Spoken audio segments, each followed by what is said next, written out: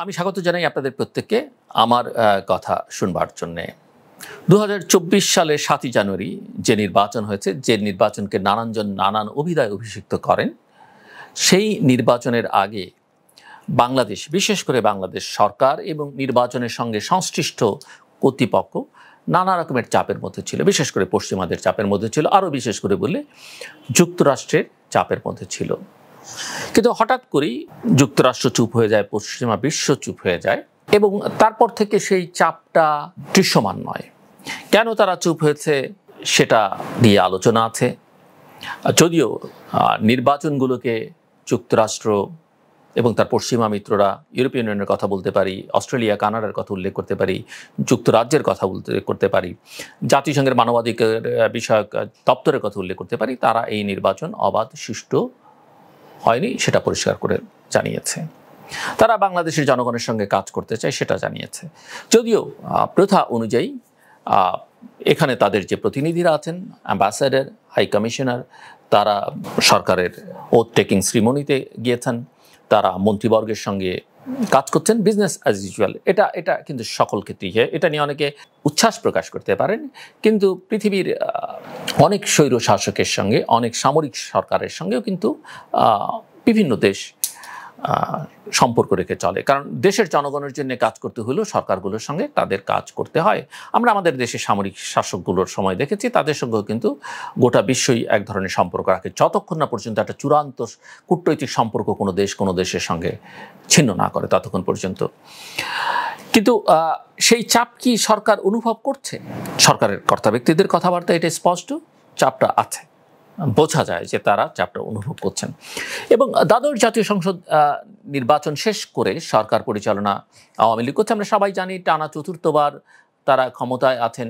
ইতিমধ্যেই এই চতুর্থ মেয়াদের 4 মাস পার হয়ে গেছে, কিন্তু দেশি বিদেশি নানা শঙ্কা দূর হয়নি সরকারের। সম্প্রতি দলটির শীর্ষস্থানীয় নেতাদের মন্তব্য কিন্তু বিষয়টি বারবার সামনে চলে আসছে।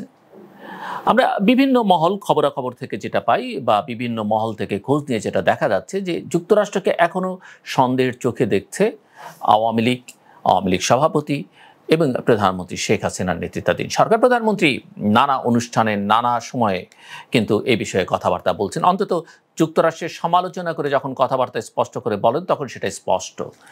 যুক্তরাষ্ট্রের অবস্থান এখনও পরিবর্তন করতে পারেনি ক্ষমতাসীনরা, সেটাও স্পষ্ট। যুক্তরাষ্ট্র এখনও নানা রকম সুযোগ খোঁজার অপেক্ষায় আছে বলে মনে করেন সরকারের দায়িত্বশীল ব্যক্তিবর্গ। তারা বলছেন যে শ্রম আইন সংশোধন, অর্থনৈতিক অঞ্চলগুলোতে ট্রেড ইউনিয়ন চালু করবার যে চাপ সহ কূটনৈতিক নানা দিক থেকে সরকারকে চাপে ফেলার একটা সুযোগ খুঁজছে যুক্তরাষ্ট্র। সেটা তারা মনে করেন, আছে কিনা সেটা আমরা বলতে পারবো না।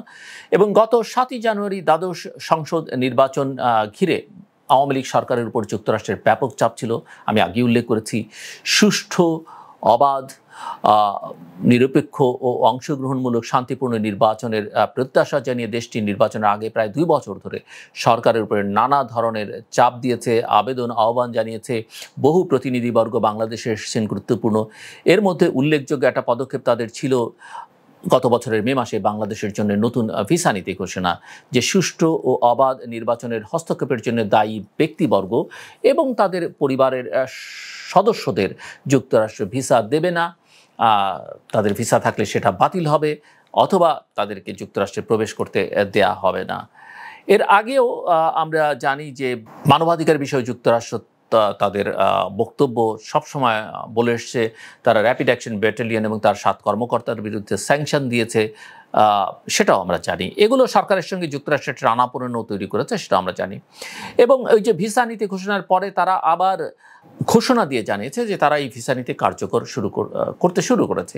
এবং 2023-এর শেষের দিকে এসে যুক্তরাষ্ট্রের প্রেসিডেন্ট বাইডেন যে শ্রমনীতি ঘোষণা করেছেন, সেখানেও বাংলাদেশ প্রসঙ্গ এসছে। বছরের শেষের দিকে ন্যূনতম মজুরি নিয়ে পোশাক শ্রমিকদের সহিংসতা বিক্ষোভের পর যুক্তরাষ্ট্র যে তাদের শ্রমনীতি ঘোষণা করে এবং সেখানে বাংলাদেশের একজন শ্রমিক নেত্রী কল্পনা আক্তারের নাম যুক্তরাষ্ট্রের পররাষ্ট্রমন্ত্রী উল্লেখ করেন তিনি যখন এই বিষয়ে এই স্মারক লঞ্চিংয়ের অনুষ্ঠানে বক্তব্য রাখছিলেন। সো যুক্তরাষ্ট্রের নানা তৎপরতা রয়েছে। সেটা আমরা সরকারের দিক থেকে সরকারের কর্তা ব্যক্তিদের ভাষায় আকার ইঙ্গিতে বুঝতে পারি। আওয়ামী লীগ সভাপতি সহ দলটির শীর্ষ নেতারা নানা আশঙ্কার কথা নানাভাবে বলেছেন। প্রধানমন্ত্রী এর আগে বলেছেন যে যুক্তরাষ্ট্র তাকে ক্ষমতা থেকে সরাতে চায়, এবং সর্বশেষ সংবাদ সম্মেলনে প্রধানমন্ত্রী শেখ হাসিনা প্রশ্ন তুলেছেন, আমাকে ক্ষমতা থেকে সরিয়ে কাকে ক্ষমতায় বসাবেন? আওয়ামী লীগ সাধারণ সম্পাদক মিস্টার ওবায়দুল কাদেরও একই রকম আশঙ্কার কথা কিন্তু জানান দিচ্ছেন।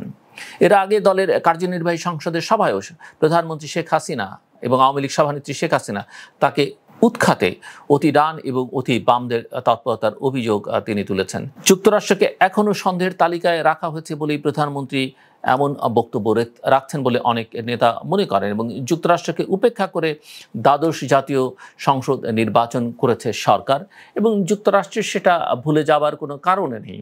নির্বাচনের তফসিল ঘোষণার দুদিন আগে যুক্তরাষ্ট্রের সহকারী পররাষ্ট্রমন্ত্রী ডোনাল্ড লুর পক্ষ থেকে একটি চিঠি পৌঁছে দিয়েছিলেন তিনটে প্রধান রাজনৈতিক দলকে রাষ্ট্রদূত পিটার হাস যুক্তরাষ্ট্রের, এবং সেখানে তিনি আওয়ামী লীগ, জাতীয় পার্টি এবং বিএনপির মধ্যে বিরোধ মেটাতে নিঃশর্ত সংলাপের আহ্বান জানিয়ে চিঠি দিয়েছিলেন।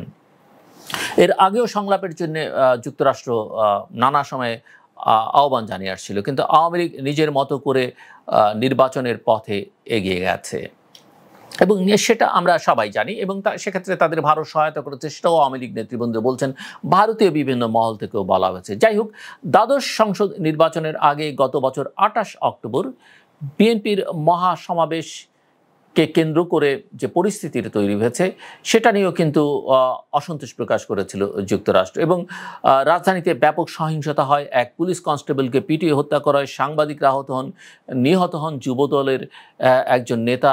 এই ঘটনার পর সরকার ব্যাপক ধরপাকড় শুরু করে। বিএনপির প্রায় 20,000 নেতাকর্মী জেলে ছিলেন বলে বিএনপির পক্ষ থেকে বলা হয়েছে।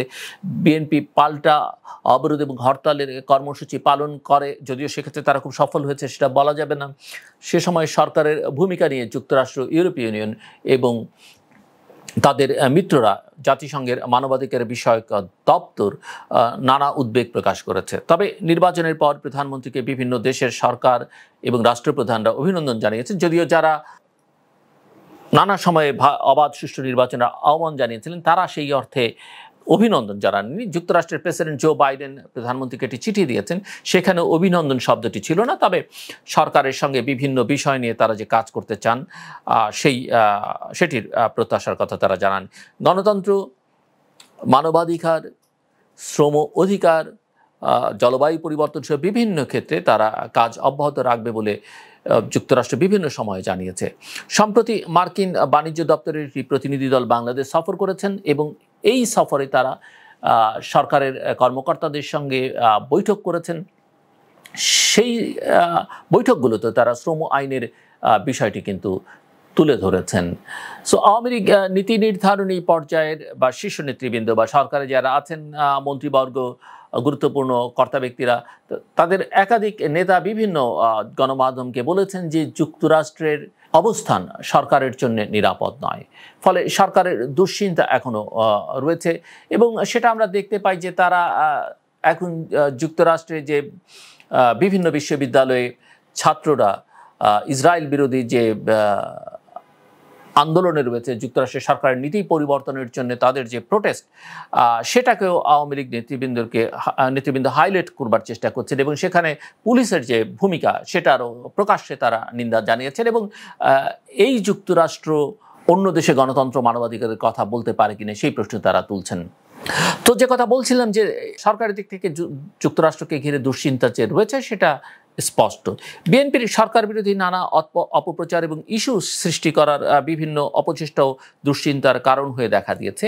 এ প্রসঙ্গে আওয়ামী লীগের একজন সভাপতি মণ্ডলীর সদস্যকে দেখলাম একটি পত্রিকায় বলছেন যে সরকারের বিরুদ্ধে দেশি বিদেশি নানা অপপ্রচার নিয়ে এক ধরনের অস্বস্তি তাদের মধ্যে রয়েছে। দল এবং দেশের মানুষকে সতর্ক এবং সচেতন করবার লক্ষ্যে মূলত নেতাদের কাছ থেকে এই বক্তব্য আসছে বলে তিনি জানান।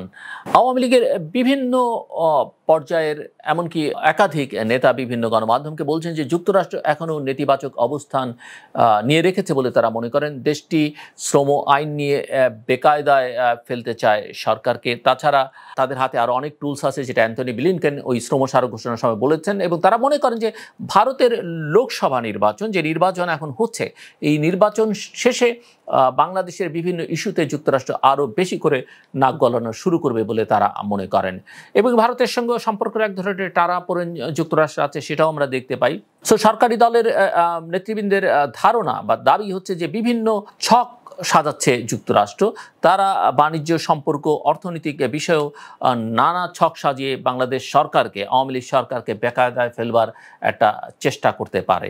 নির্বাচনের আগেও বিভিন্ন সময় সংসদে দাঁড়িয়ে, সংসদের বাইরে বিভিন্ন গণমাধ্যমের সঙ্গে সমাবেশে, এমনকি বিবিসির সঙ্গে সাক্ষাৎকারে প্রধানমন্ত্রী শেখ হাসিনা যুক্তরাষ্ট্রের বিরুদ্ধে তাকে উৎখাত করবার ষড়যন্ত্রের বিষয়ে কথা বলেছেন।